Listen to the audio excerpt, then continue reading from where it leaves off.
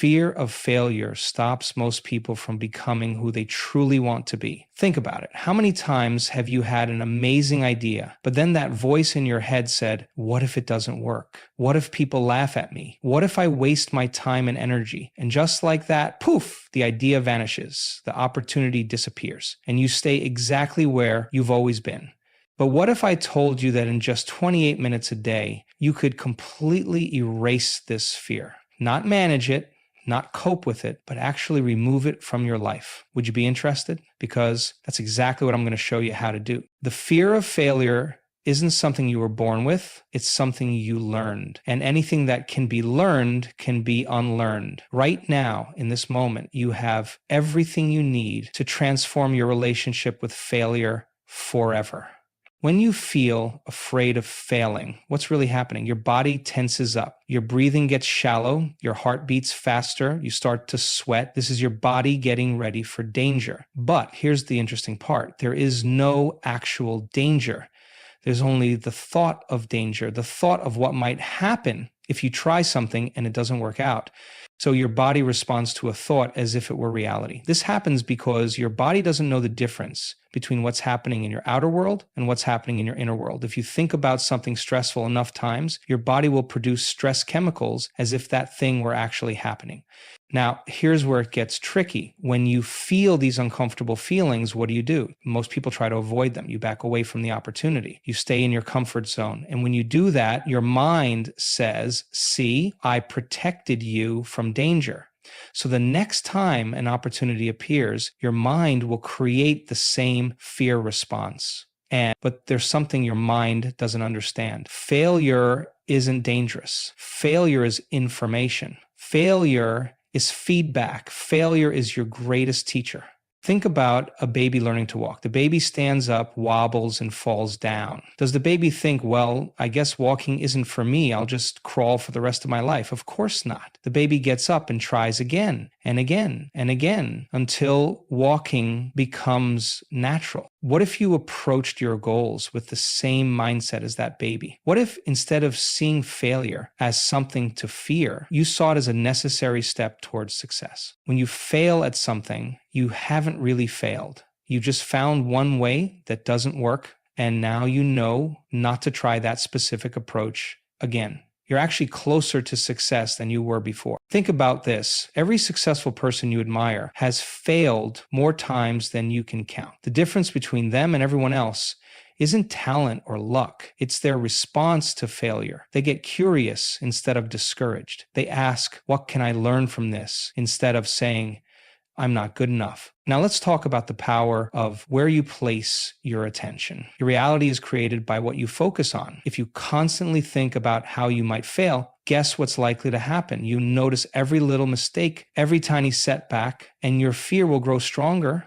But what happens when you focus on what you want to create instead of what you're afraid might happen? Everything changes. When you wake up in the morning, what's the first thing you think about? For many people, it's all the problems they need to solve that day, all the things that might go wrong, all the ways they aren't enough. And with each of these thoughts, they're programming their day for struggle before it even begins. What if instead you took just a few minutes each morning to focus your attention on the person you want to become, the goals you want to achieve, the life you want to create? This isn't wishful thinking, it's mental rehearsal, and it's incredibly powerful. Your mind doesn't distinguish between something you're vividly thinking about and something you're actually experiencing. This is why professional athletes use visualization. They see themselves making the perfect shot, running the perfect race, executing the perfect play over and over in their minds. And when the moment comes to perform, their bodies know exactly what to do because they've already practiced it countless times in their minds.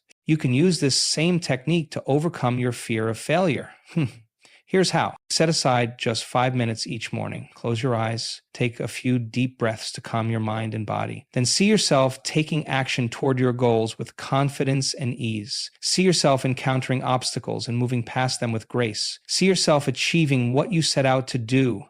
Do this consistently and something amazing starts to happen. Your mind begins to look for opportunities instead of threats. It begins to notice solutions instead of problems. And gradually, the fear of failure loses its grip on you. But there's more to this process than just visualizing. You also need to change how you feel. Your thoughts create your feelings, and your feelings create your actions. Most people live in survival emotions like fear, worry, frustration, and doubt. These emotions are useful when there's actual danger, but they're not helpful for creating the life you want. To truly transform, you need to practice feeling the emotions of your future success now. Confidence, excitement, gratitude, wonder, joy. These elevated emotions send a signal to your body that success is already happening, and your body responds accordingly. How do you practice an emotion you don't currently feel? By remembering times when you did feel it, or by thinking about things that naturally create that feeling in you. For example, if you want to feel confident, remember a time when you felt completely sure of yourself. Maybe it was giving a presentation that went well, or mastering a skill, or standing up for something you believed in. Recall that memory in vivid detail, what you saw, heard, and felt. Let that feeling of confidence fill your body again.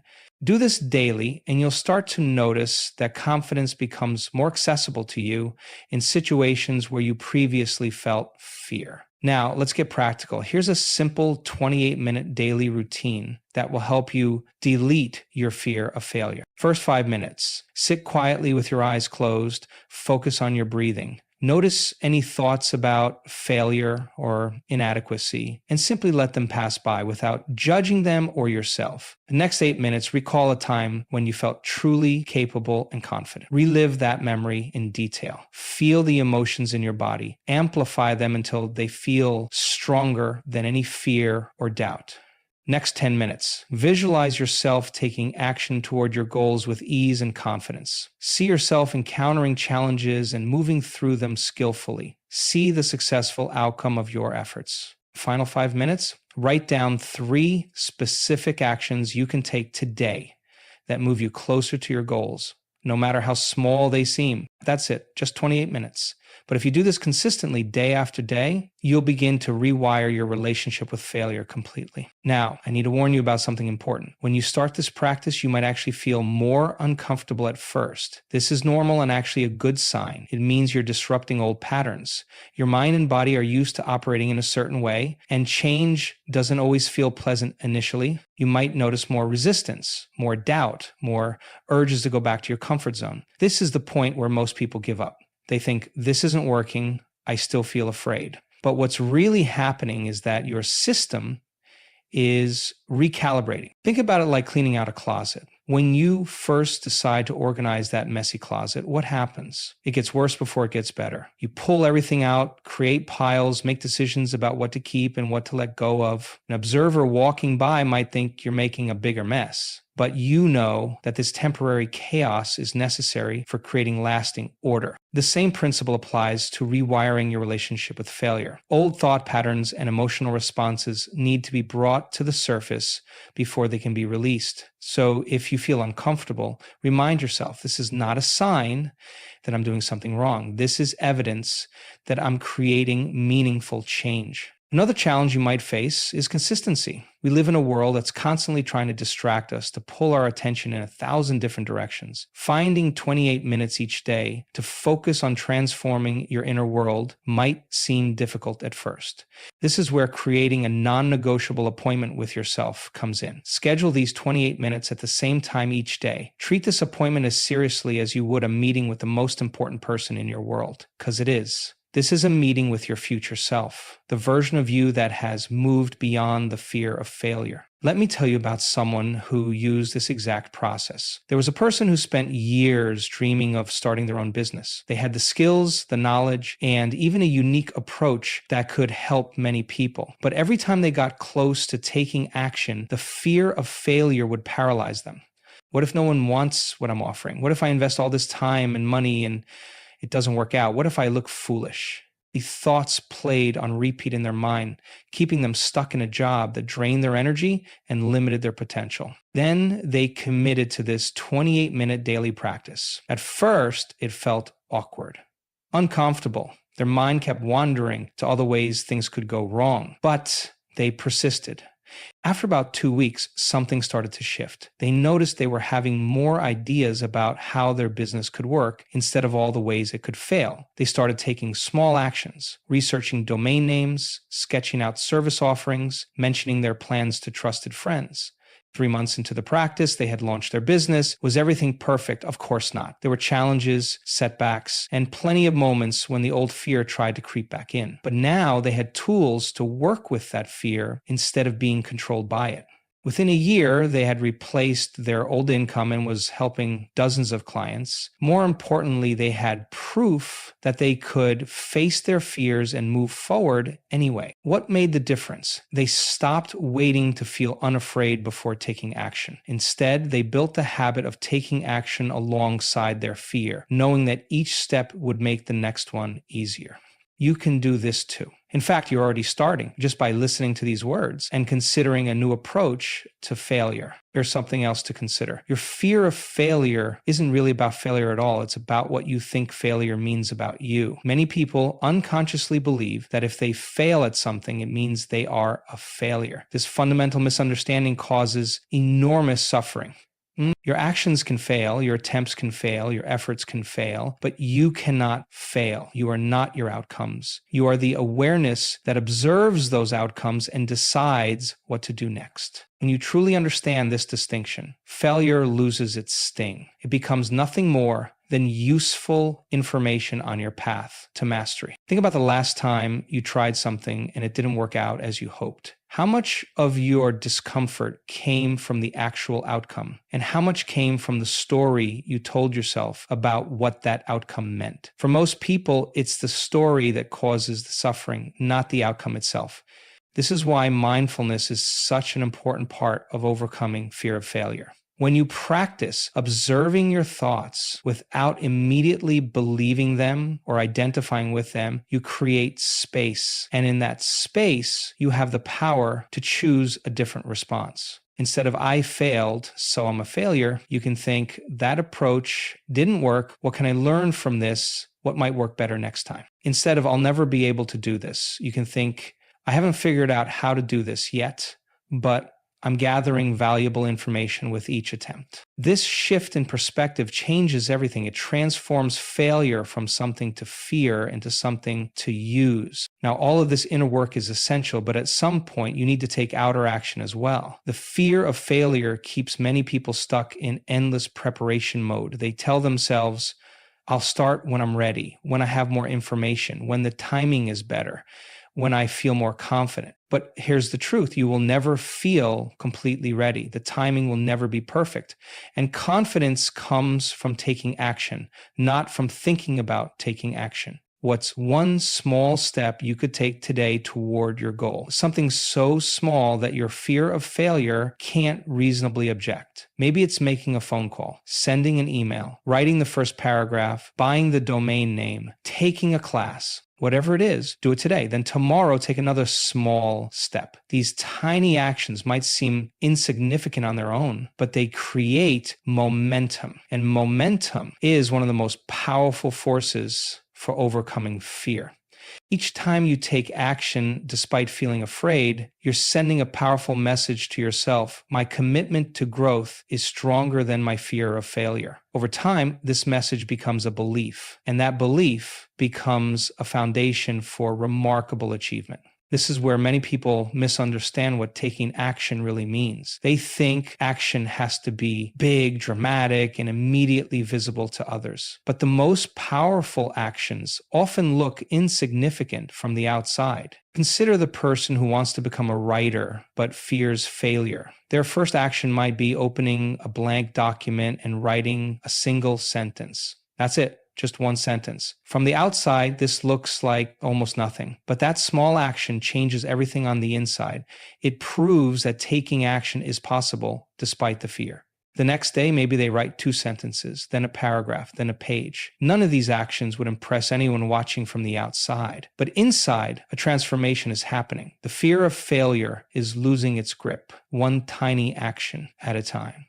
This approach works because it bypasses your fear response. Your mind can't reasonably object to actions so small they seem almost meaningless. But these meaningless actions accumulate, creating both external progress and internal change. I call this sneaking past the bouncer. Imagine your fear of failure as a bouncer standing guard outside the club of your potential. This bouncer is big, intimidating, and determined to keep you out. If you try to push past forcefully by taking huge, scary actions, the bouncer pushes back harder. But if you take actions so small the bouncer doesn't even notice, you can slip past the defenses. By the time your fear realizes what's happening, you're already inside, dancing with possibility. Another powerful concept is what I call failure quotas. Instead of trying to avoid failure, what if you actually aimed for a certain number of failures? This might sound crazy, but it works remarkably well. For example, set a goal to be rejected 5 times this month, or to have 10 people say no to your idea, or to try 15 approaches that don't work. When you do this, something fascinating happens. Failure becomes a sign of progress rather than something to avoid. Each rejection, each no, each unsuccessful attempt becomes a badge of honor, evidence that you're taking action, learning, and moving forward.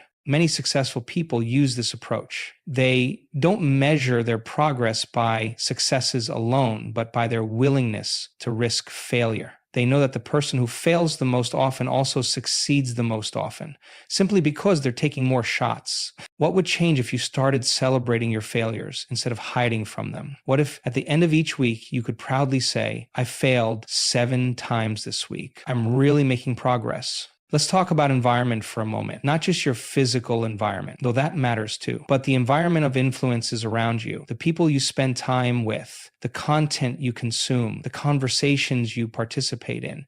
Many people try to change their relationship with failure while surrounding themselves with influences that reinforce their fear. They spend time with people who are also afraid to take risks. They consume news and social media that highlight disasters and failures. They engage in conversations focused on why things won't work. If you truly want to transform your relationship with failure, you need to carefully curate your environment. Seek out people who have a healthy relationship with risk and failure. Read books and listen to talks by those who have failed repeatedly on their path to success. Engage in conversations about possibilities and growth.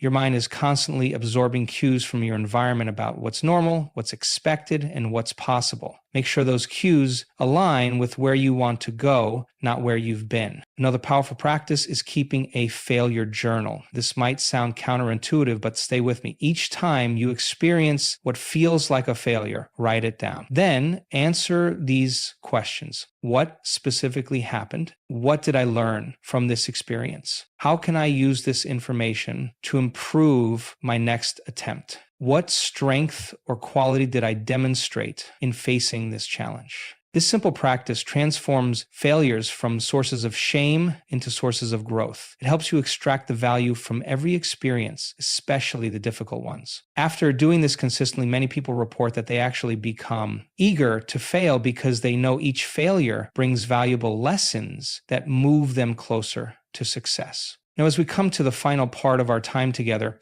I want to talk about something that might be the most important element of all, your identity. How do you see yourself? Are you someone who takes risks or someone who plays it safe? Are you someone who learns from setbacks or someone who gets discouraged easily? Are you someone who persists despite obstacles or someone who gives up when things get hard?